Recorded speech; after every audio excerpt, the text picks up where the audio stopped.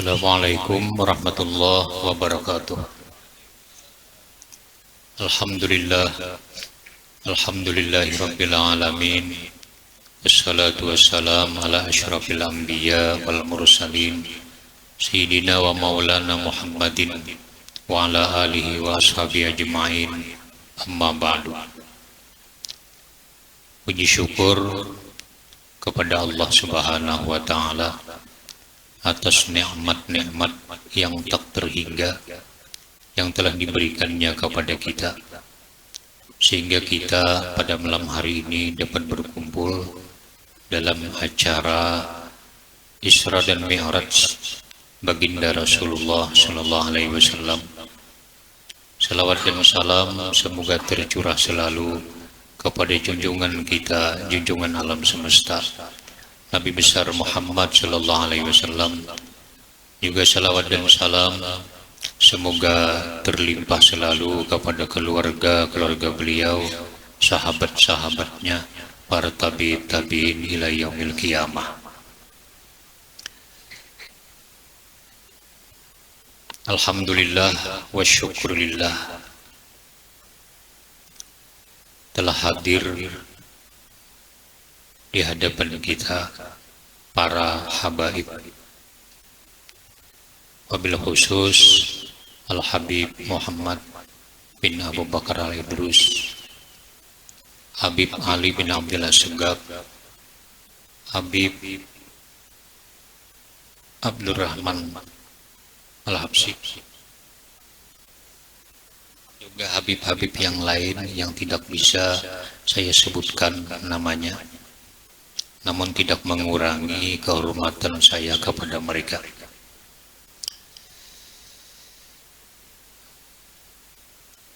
Di saat ini, di saat yang sangat berharga,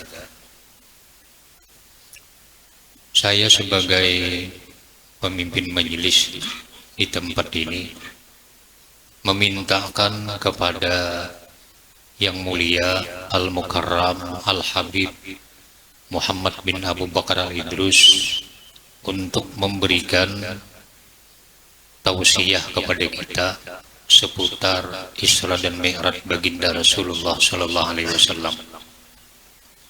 Semoga dengan penyampaian beliau sangat bermanfaat bagi kita semua.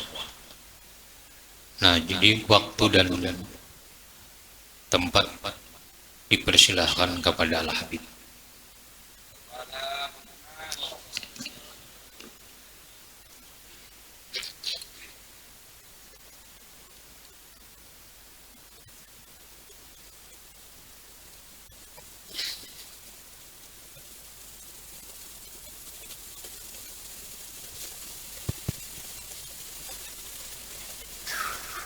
Assalamualaikum warahmatullahi wabarakatuh.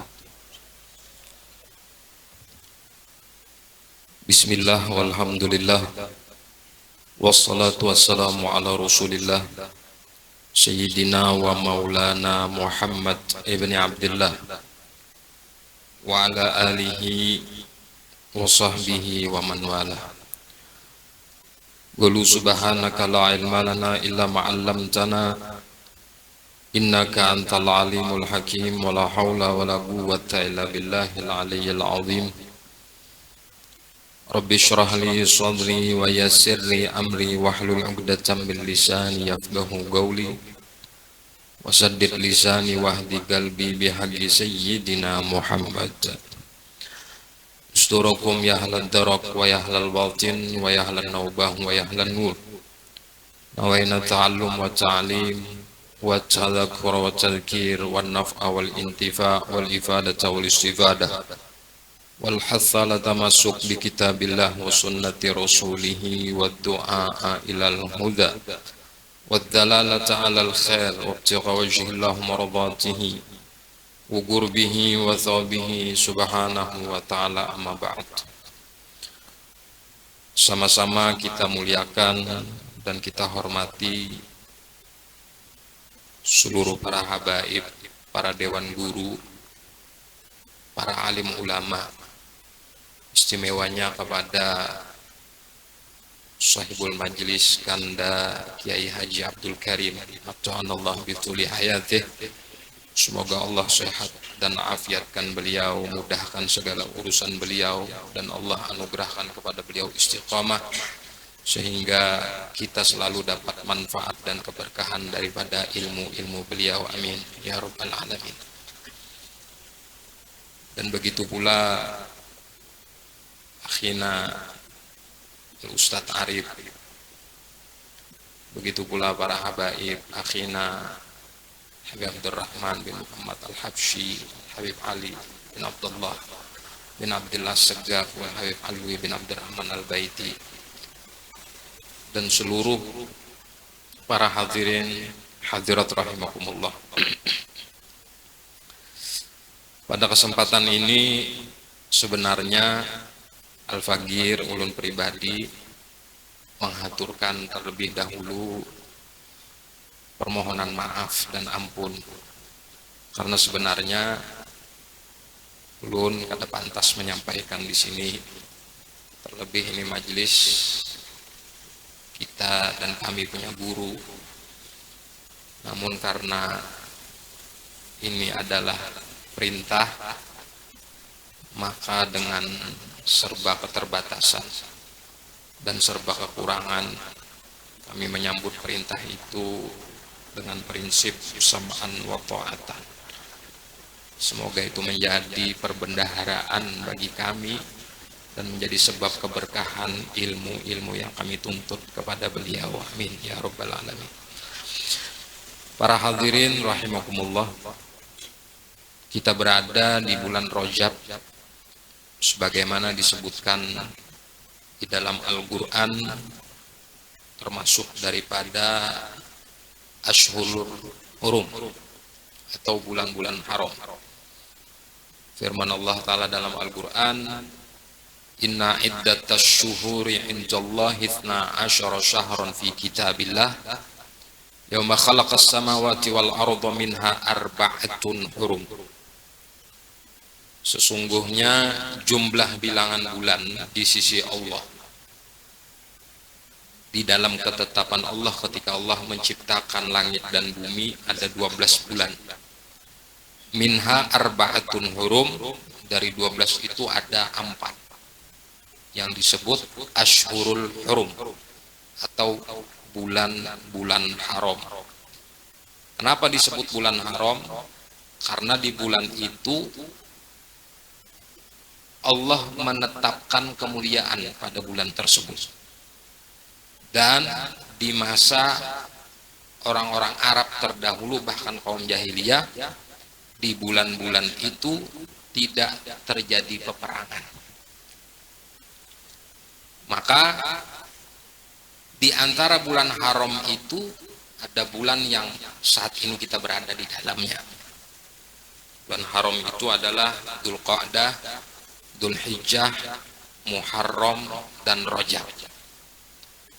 Dan di bulan Rajab ini pula menurut masyhurnya ulama terjadi peristiwa Isra dan Mi'raj. Meskipun ada beberapa pendapat yang mengatakan bahwa Isra dan Mi'raj itu tidak dalam satu waktu. Ada sebagian pendapat demikian.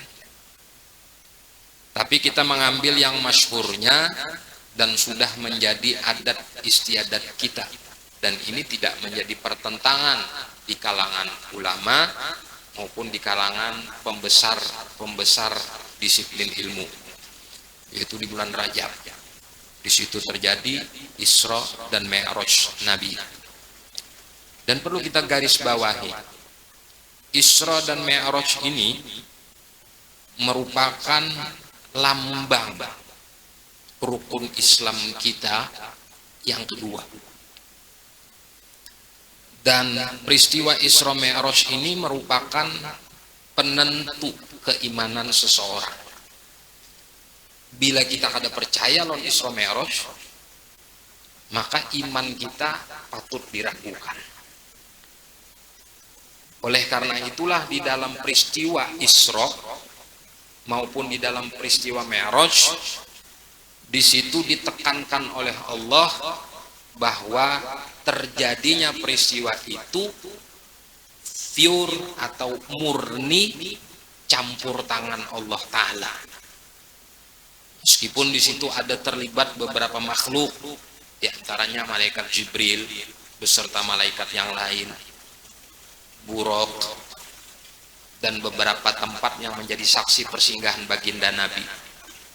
Tapi perjalanan spiritual Isra dan Mi'raj itu merupakan undangan resmi dan skenario yang murni dari Allah Subhanahu wa Ta'ala. Sehingga di situ sebagian ulama menyebutkan perjalanan Isra dan Mi'raj Nabi itu tidak panjang. Al-Habib Utsman, Mufti Batavia, menyebutkan tidak kurang daripada 3 jam. Itu termaktub di dalam kitab Az-Zahrul Basim fi Atwari Abil Qasim.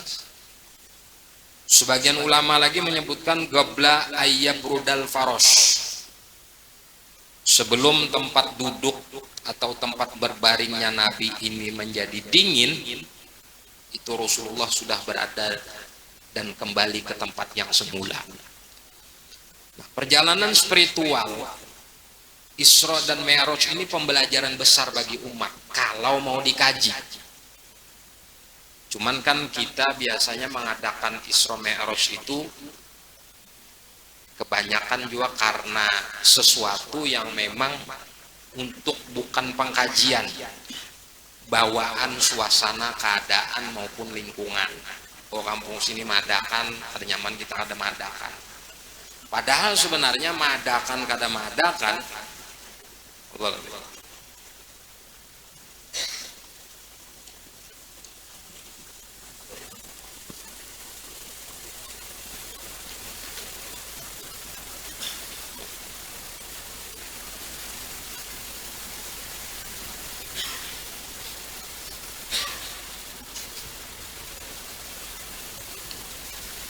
teruskan. Padahal mengadakan atau tidak mengadakan perayaan maupun peringatan Isra Mi'raj ini sebenarnya sudah menjadi barang tentu dan barang kewajiban bagi kita untuk kita pelajari dan kita kaji. Karena berapa banyak orang yang tidak mengenal secara spesifik mendalam tentang perjalanan spiritual Isra Mi'raj. Dan hadiah daripada Isra Mi'raj itu sebagaimana kita ketahui adalah sholat 5 waktu.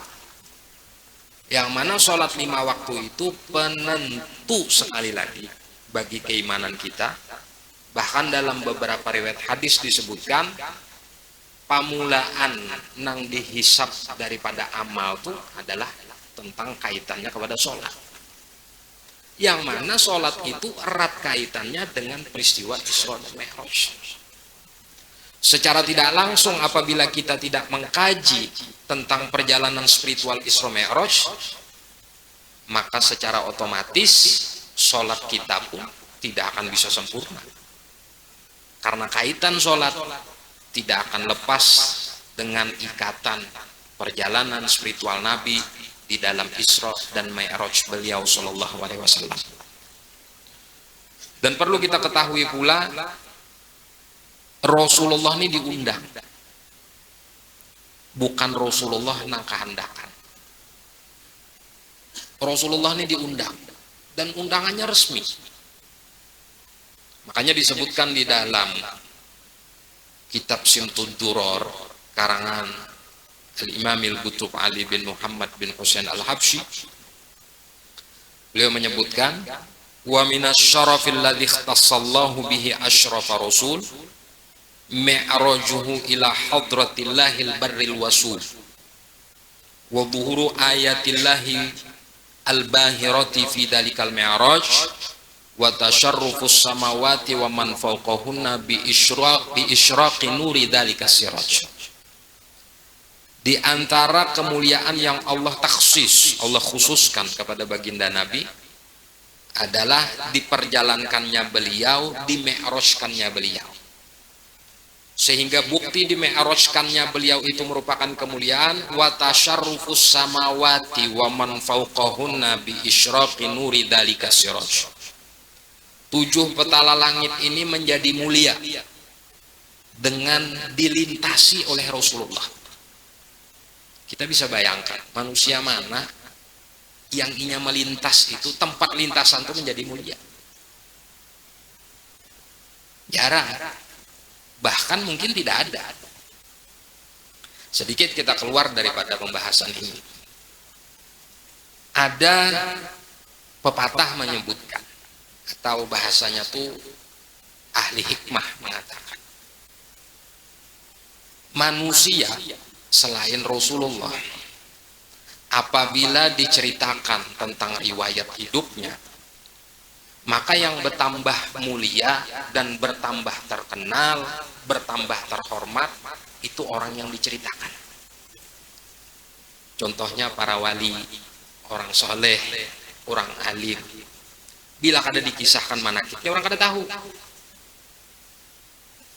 Dan bila dikisahkan manakibnya, yang bertambah mulia itu sahibul manakib itu.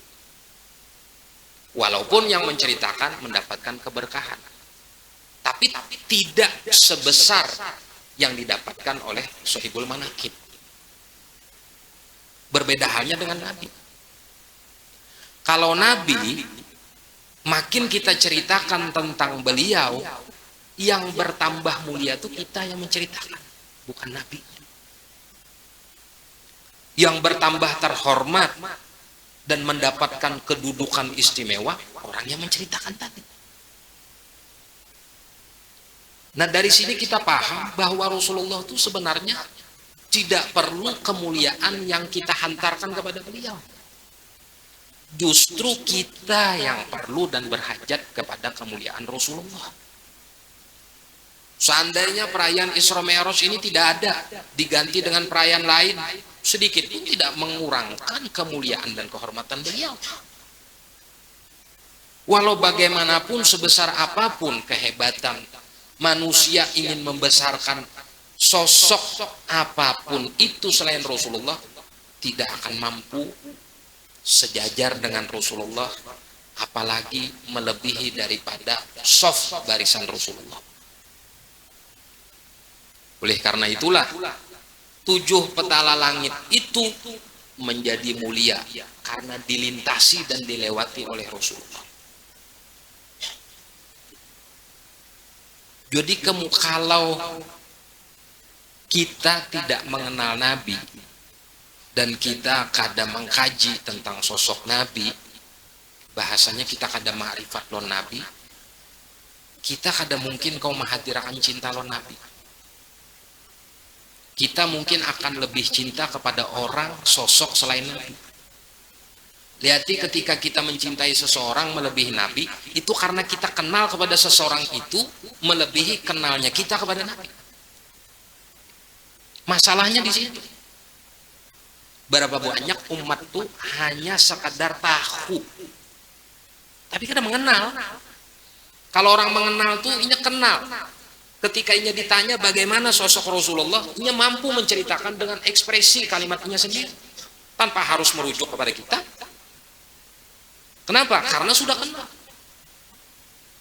Kita misalnya kenal seseorang, katakan kenal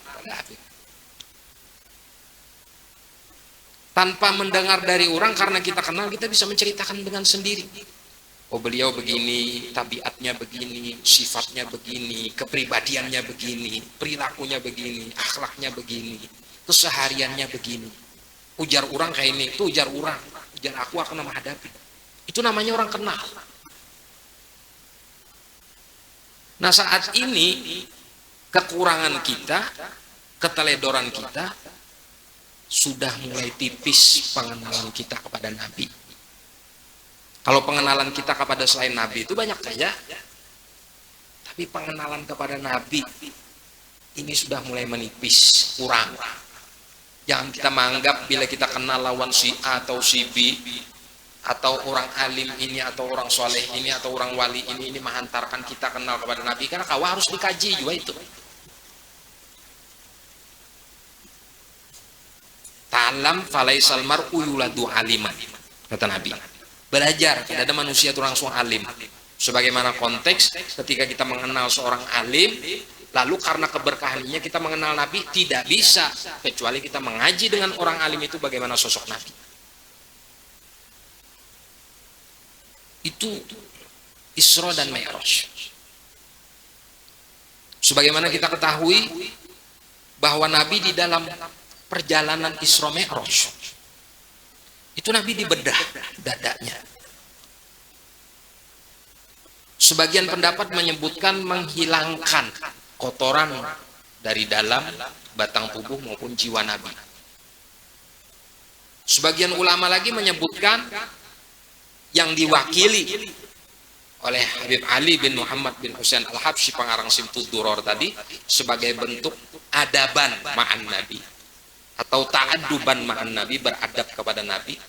Beliau mengatakan wa ma akhrajal amlaku min qalbihi ada walakinnahum zaduhu tuhran ala tuhrin. Malaikat itu bukan menghilangkan kotoran dari Nabi, tapi justru malaikat itu menambahkan kesucian di dalam jiwa Nabi yang mana sebelumnya jiwa Nabi itu sudah terlebih dahulu suci. Ini menurut Habib Ali. Menurut ulama mutaakhirin yang diwakili oleh As-Sayyid Muhammad bin Alawi Al-Maliki di dalam kitabnya Al-Insanul Kamil, beliau menyebutkan yang dikeluarkan daripada jiwa Nabi atau dibersihkan dari jiwa Nabi itu namanya hadzus syaitan, hadz atau nasib, bahagian daripada syaitan. Kenapa? Karena Rasulullah ini diutus menjadi rahmat bagi semesta. Syaitan masuk bagian daripada semesta alam. Iblis masuk bagian daripada semesta alam. Jin kafir masuk bagian daripada semesta alam. Sehingga bagian itu apabila tidak disisihkan, mereka akan mendapatkan keberkahan cipratan daripada diutusnya Nabi. Dan pada akhirnya iblis dan syaitan tidak diadab karena sebab mendapatkan cipratan daripada rahmat diutusnya Nabi. Maka karena itu hadzus syaitan, bahagian daripada syaitan harus dihilangkan agar syaitan tidak mendapatkan keberkahan diutusnya baginda Nabi SAW. Ini menurut pendapat yang diwakili oleh Syekh Muhammad bin Alawi Al-Maliki. Dan dari cerita Rasulullah di operasi ini dalil qat'i, dalil yang mutlak menunjukkan bahwa Rasulullah itu maksum. Rasulullah itu maksum. Di antara ayat yang menunjukkan kemaksuman Rasulullah, wallahu ya'simuka minan nas, salah satunya. Kemudian ayat yang menunjukkan innama yuridullah liyudhiba ankum rijsa ahlal bait wa yutahhirakum tathira.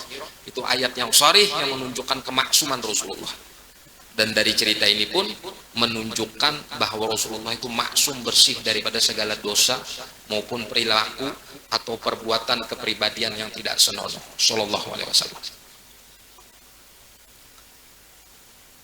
Sehingga ketika perjalanan Rasulullah ketika sudah dioperasi tersebut, disitulah menunjukkan kesempurnaan Rasulullah pantas dan layak menghadap hadrat Allah Subhanahu wa ta'ala. Para ulama menyebutkan terjadinya operasi itu 4 kali. Di waktu umur 4 tahun, di waktu umur 10 tahun, di waktu umur 40 tahun ketika beliau dilantik menjadi seorang nabi dan rasul, dan ketika berumur 51 tahun menjelang keberangkatan di Isra dan Mi'rajkan Allah Subhanahu wa ta'ala. Artinya yang kita ceritakan, siapapun yang mengisahkan Rasulullah, sehebat apapun yang mengisahkan Rasulullah, dikumpulkan seluruh dunia nih, mulai zaman Nabi Adam sampai hari kiamat, itu hanya 1% aja, hanya 1% aja daripada keistimewaan Rasulullah seperti samudra nangkada bertepi. Lalu diistilahkan seperti apa 1% seperti samudra nangkada bertepi? Seperti kita mencelupkan jarum di tengah lautan yang luas, yang kada betepi tadi, lalu menetes dari jarum itu tetesan air daripada samudra, itulah makrifat kita kepada Nabi Shallallahu Alaihi Wasallam, dikumpulkan seluruh daripada zaman Nabi Adam sampai nanti hari kiamat. Artinya alangkah beruntungnya kalau kita dianugerahkan oleh Allah bisa mengenal Nabi. Lebih beruntung lagi kalau kita ini diberi Allah Ta'ala walaupun setetes rasa cinta kepada Nabi. Kalau sahabat hidup di zaman Nabi, lalu ia mengenal Nabi, timbul rasa cintanya, mungkin itu wajar.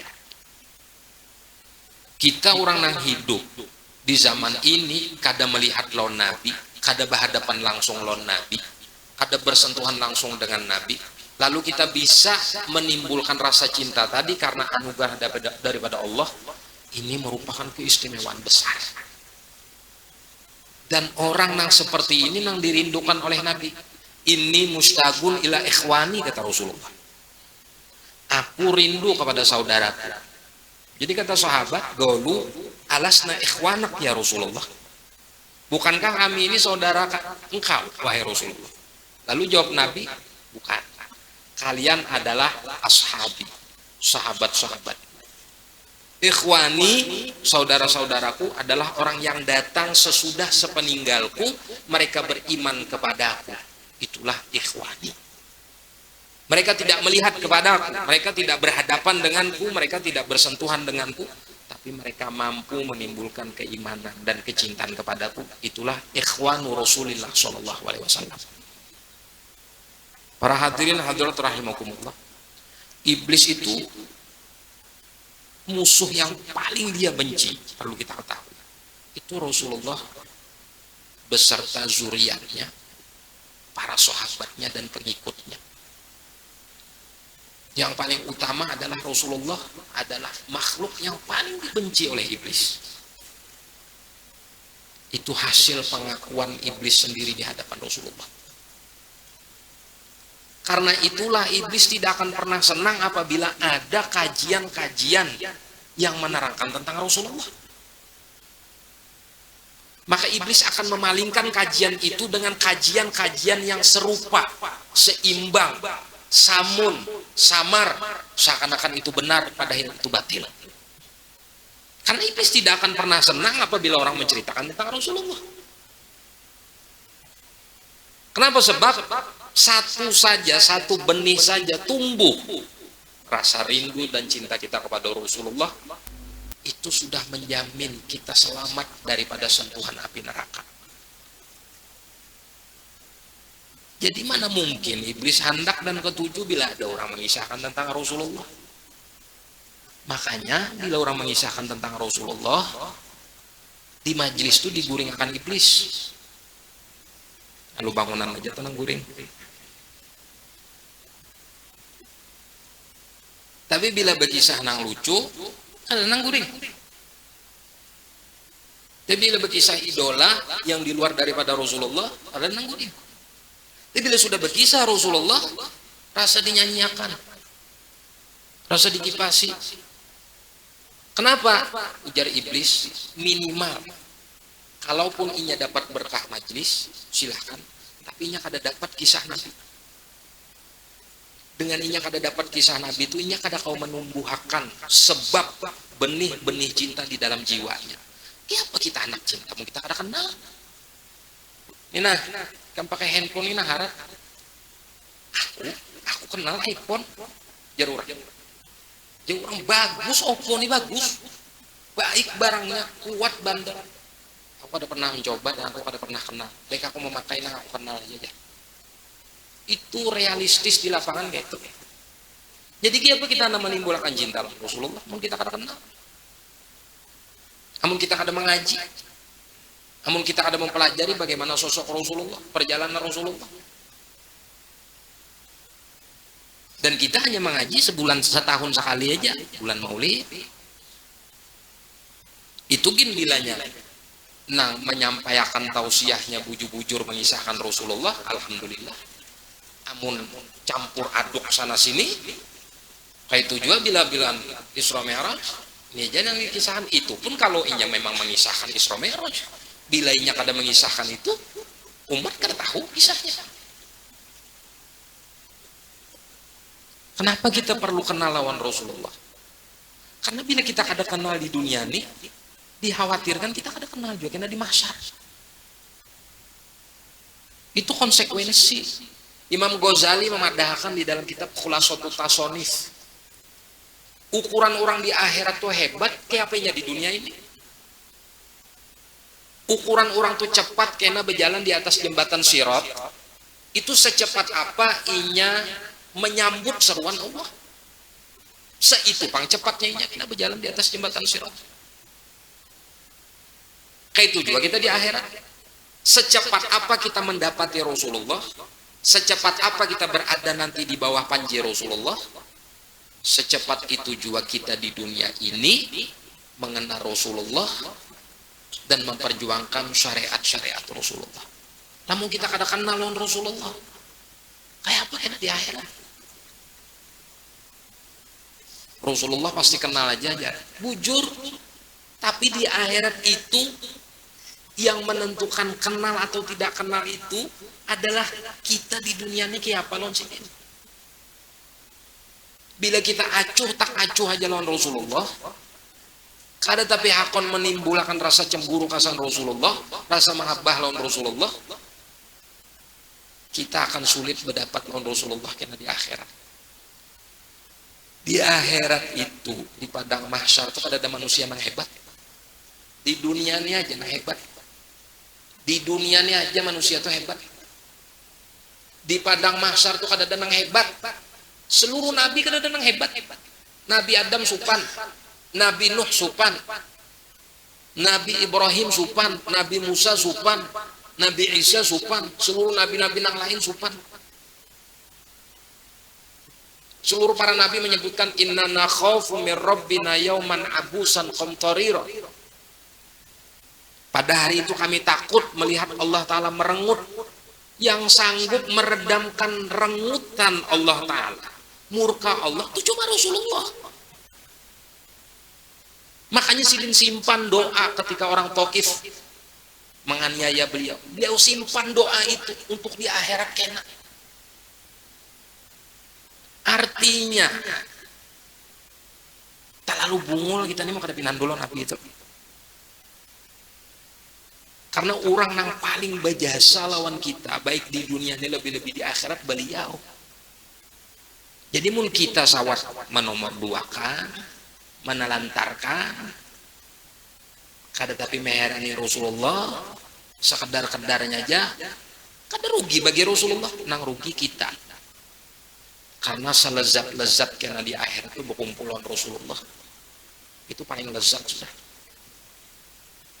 Kita bisa bayangkan di dalam Sahih Bukhari itu diceritakan berapa ribu tahun seluruh makhluk ini di padang mahsyar itu berdiam.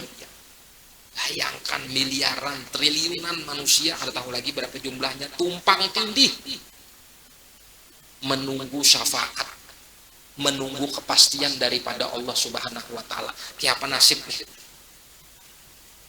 Sampai disebutkan orang kafir pun mengatakan kepada Allah, ya Allah segerakan keluarkan kami dari padang mahsyar ini, meskipun sesudah ini kami ditakdirkan masuk ke dalam neraka. Itu orang kafir. Padahal neraka lebih dahsyat lagi daripada padang mahsyar. Berapa ribu tahun kita dari sekian triliunan manusia itu mencari Rasulullah. Sama kayak mencari jarum di padang Bani. Keliling sana tatamu lo Nabi Adam, ya apa orang nang ribuan tahun mencari tatamu lo Nabi Adam. Alhamdulillah kayak berpusut dada, sujud peribahasanya minta syafaat lo Nabi Adam, dia Nabi Adam kada kawa. Bayangkan kayak itu sampai sekian lama hanya kita tetamu Rasulullah. Ini kisah ini singkat aja, berapa detik aja kalau kisahnya. Kalau faktanya kan kayak ini. Nah itulah disebutkan dalam hadis Nabi, sab'atun yudhilluhumullah yauma la dhilla illa dhilluh. 7 orang yang mendapat naungan karena di hari kiamat. Nang kada ada naungan kecuali naungan Allah. Naungan ini pang nang ulah kita kawat tenang kena di padang mahsyar kada nang hayabang sana sini. Wa tarahum sukara wa ma hum bisukara walakinna adzaballahi syadid. Pada hari itu engkau hai Muhammad melihat mereka seperti orang mabuk gila. Wa ma hum bisukara, mereka tidak gila atau tidak mabuk. Walakinna adzaballahi syadid. Pada hari itu Allah sedang menurunkan azab yang pedih, yaitu di padang mahsyar. Bisa bayangkan. Pas tetamu Rasulullah hanyar di situ analaha. Kada ada dulu syafaat Nabi nang lain kada ada. Ulama nomor sekian. Syuhada makin lagi di bawah. Belum lagi itu. Kaina bilanya sudah gemboknya ini dibukakan Nabi, hanyar nabi-nabi yang lain kaum beri syafaat. Habis itu hanyar ulama. Habis itu hanyar syuhada. Itu pun sesudah Nabi. Ini supaya kita tahu. Jadi para hadirin hadirat rahimahumullah. Nah, ulun sampaikan ini penting. Ini itikat kita di akhir zaman. Karena sekali lagi iblis tidak akan pernah ridho kepada umat Nabi ini apabila mereka mengenal dengan sungguh-sungguh sosok baginda Nabi itu. Ingat kada seorang badui mempertanyakan kepada Nabi, ya Rasulullah, mata sa'ah. Wahai Rasulullah, kapan terjadi hari kiamat? Rasulullah tidak menjawab kapan terjadinya hari kiamat. Tapi Rasulullah justru sebaliknya memberikan jawaban yang mengandung pendidikan. Ma'adattalah. Apa yang kau persiapkan untuk hari kiamat itu?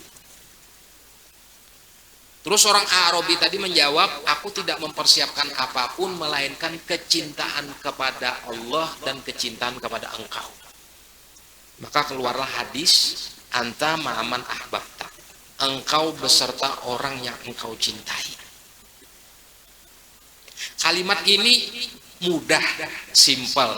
Setiap bulan Maulid paling rancak kita mendengar kalimat ini. Jujur gak ada. Tapi realisasinya mana? Kalau orang tuh cinta, nang dicinta itu dihina, maulah kada sarik. Kita cinta lawan bini kita, lalu ada orang menghina bini kita, bini kamu tuh kayak ini. Kalau kita cinta pasti kita sarik. Bila kita kada sarik, berdiam aja, patut diragukan cinta kita. Seperti itu pula lah Rasulullah.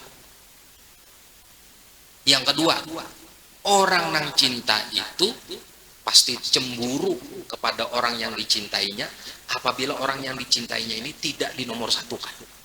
Ini cemburu. Dan yang ketiga, ini yang paling final. Orang yang sesungguhnya mencintai itu, dia tidak akan hitung-hitungan untuk pengorbanan terhadap orang yang dicintai. Itu ciri orang yang cinta. Jangan bebadah, yang penting kita cinta. Sholawat, itu bukti cinta kita. Bujur aja, sholawatnya diganjar. Tapi yang kita garis bawahi di sini cinta. Orang bersolawat bukan atas dasar cinta, biar 1000 kali, itu beda konteksnya dengan 1 kali sholawat yang dibangun atas dasar cinta sejati. Itu beda. Nah ini yang perlu kita tumbuhkan. Kita hendak kalau Nabi, kalau hendak dapat syafaat Nabi, kalau hendak berkumpulon Nabi, kalau kita hendak berkumpul Nabi, hendak syafaat Nabi, hendak dirangkul Nabi dan dipinandui Nabi, mulai wahini rubah konteks kehidupan kita nih.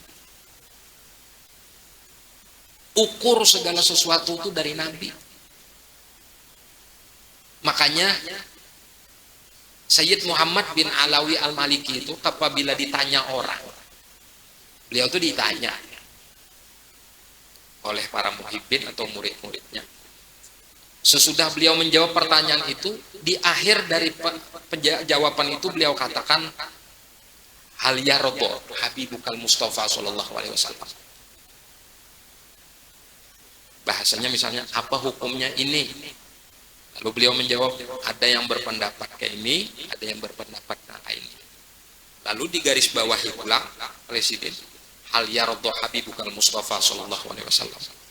Bila ikam memilih ini, ikam bayangkan bila Rasulullah hidup, Rasulullah senang kada? Itu aja, nyaman aja nih. Ini nah kita mengadakan sesuatu apapun, kita nih berpahala kada?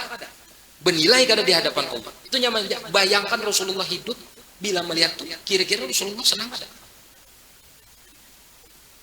Bila kita yakin, seyakin-yakinnya bahwa Rasulullah senang, maka insya Allah itu diridhoi Allah. Karena tolak ukur Allah ridhonya Rasulullah. Bila Rasulullah ada ridho, Allah ada ridho. Kita duduk di majelis ini, lalu mengisahkan Nabi. Kita bayangkan Nabi itu ada. Amun Nabi itu ada saat ini. Lalu kita berkisah tentang Nabi ini, mengajarkan tentang keluhuran, nilai-nilai luhur kehidupan Nabi. Kira-kira Rasulullah itu senang kah? Senang kah? Senang Rasulullah. Kita yakini bahwa majelis kita ini raudhatun min riyadil jinan namanya. Tapi bila kita berkisah, ini yang kita kisahkan. Kisah nang kada masuk. Bayangkan Rasulullah itu duduk. Waktu ketika mendengar itu senang kada Rasulullah? Pasti abang muhasidin. Ya berarti jangan dikisahkan dong. Kayak itu orang kalau bujur-bujur cinta lawan Rasulullah. Ulun kada berkisah panjang lebar tentang perjalanan Isra Mi'raj karena guru kita insyaallah karena bisa aja mengisahkan kan di kitab Dardir atau sebagainya segala macam bisa aja. Cuman ulun menyampaikan nilai-nilai apa hikmah yang kita tarik dari itu, yang kita garis bawahi dari peristiwa perjalanan spiritual Nabi ini. Kayak apa perjalanan itu bisa mengulah kita tuh bertambah cinta lawan sidin, bertambah sempurna kekaguman kita lawan sidin. Coba kita lihat, mana ada orang pernah waktu bermaulid itu sampai berpingsan-pingsan nah kayak orang melihat artis Korea? Pernah? Yang kita rahatan asrokol marhaban, gelepak 2-3 ikut. Saking histerisnya keganangan Rasulullah. Katakan kudu bisa melihat secara langsung Rasulullah, histeris saja keganangan perjuangan sidin. Raung menangis dibanding artis Korea yang sampai kejang-kejang kayak orang kesurupan. Ada di perayaan Maulid seperti itu? Ada. Kali kita mencari. Nah ada rahatan orang asyrokol berokohan. Nah ada rahatan asyrokol kita berkisahan. Nah ada rahatan asyrokol kita tertawaan. Model seakan-akan kita ini kada pernah peduli loh Nabi.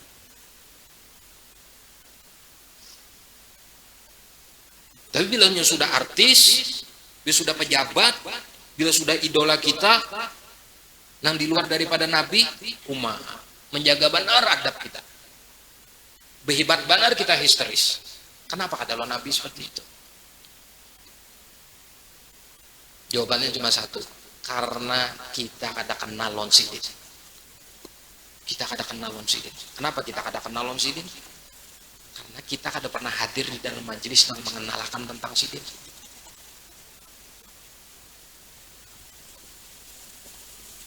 Kenapa kita kada hadir ke dalam majelis itu? Karena kita ketujuh hadir di dalam majelis yang tertawaan. Kita ketujuh hadir di dalam majelis yang mengisahkan tentang rami-ramian, berkah-berkahan, yang penting berkah, yang penting berkah, yang penting berkah. Selesai sudah beribadah kada, belajar kada, yang penting berkah. Iya nam bungul-bunguran sampai meninggal. Itu. Makanya doktrin nang berkah-berkah ini di pondok pesantren paling dilarang. Walaupun pondok pesantrennya itu berkah.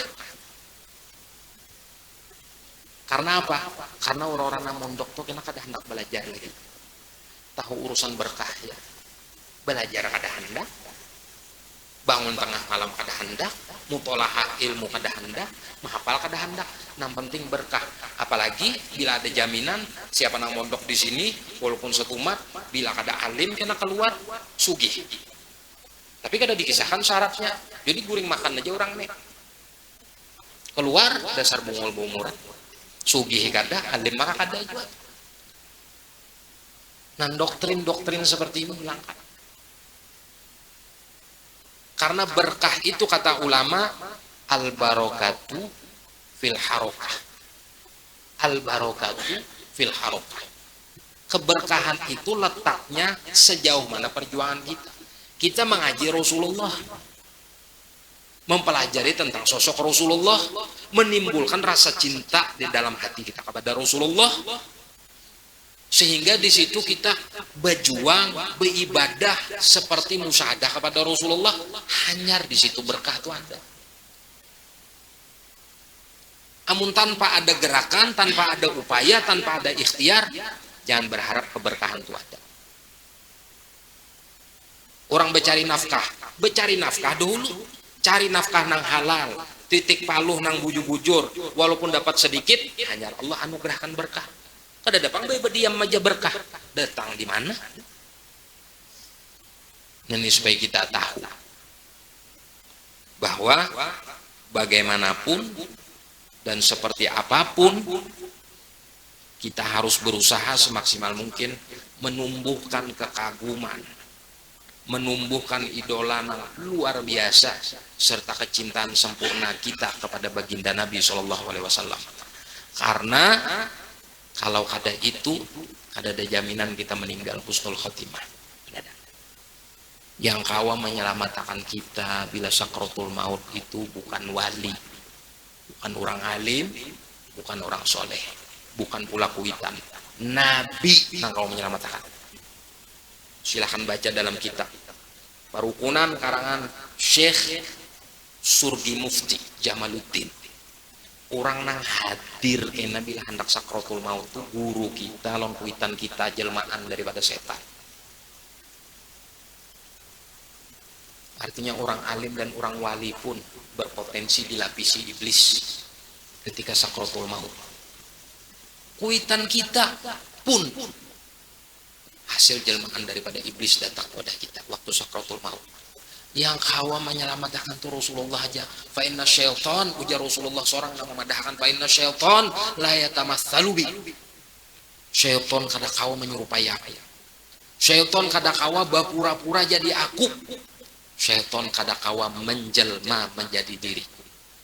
Jadi bila datang Rasulullah waktu sakratul maut, pastikan itu adalah sahih Rasul sallallahu alaihi wasallam. Dan hanya itu nang menyelamatkan kita.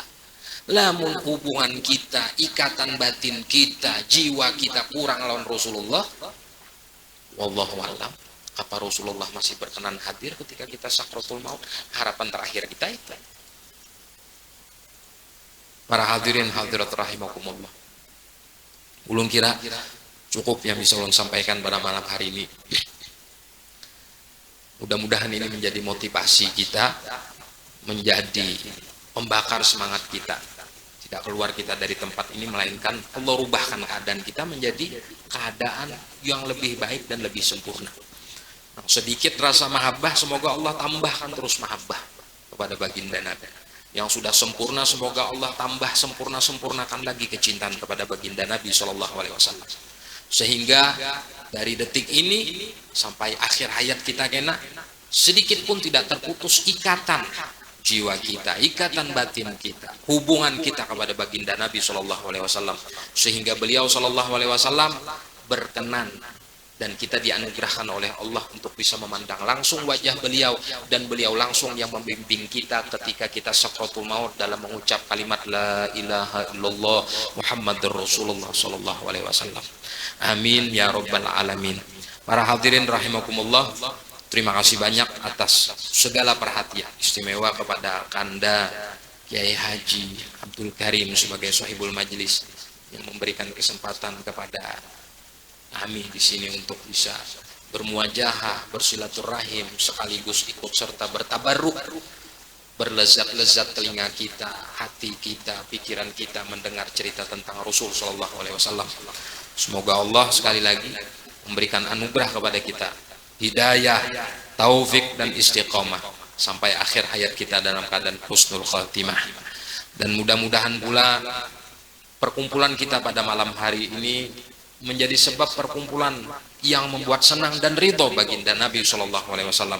Dengan sebab senang dan ridhonya baginda Nabi ini menjadikan sebab turunnya rahmat, keberkahan. Allah angkatkan segala masalah kita. Allah sembuhkan segala penyakit kita zahir dan batin. Allah mudahkan segala urusan kita. Allah jadikan anak keturunan kita soleh dan solehah.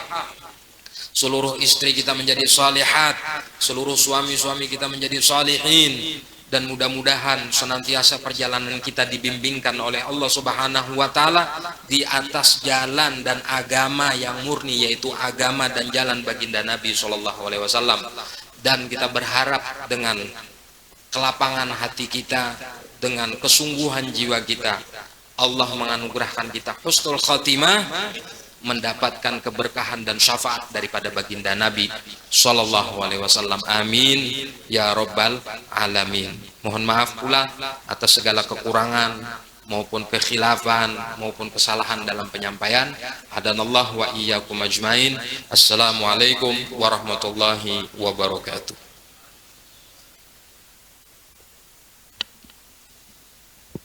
Terima kasih kepada Al-Habib yang telah memberikan tausiah yang sangat menyentuh hati bagi kita. Semoga kita dapat mengamalkan apa-apa yang beliau sampaikan kepada kita, dan semoga dosa-dosa kita diampuni oleh Allah Subhanahu wa taala, dan semoga kita selalu dapat hidayah, taufik dan inayah Allah untuk mengikuti perjalanan hidup baginda Rasulullah sallallahu alaihi wasallam. Nah, salah hilap mohon maaf. Assalamualaikum warahmatullahi wabarakatuh. Ya ayyuhar rajuna minhu syafa'atan sallu alaihi wa sallimu taslima.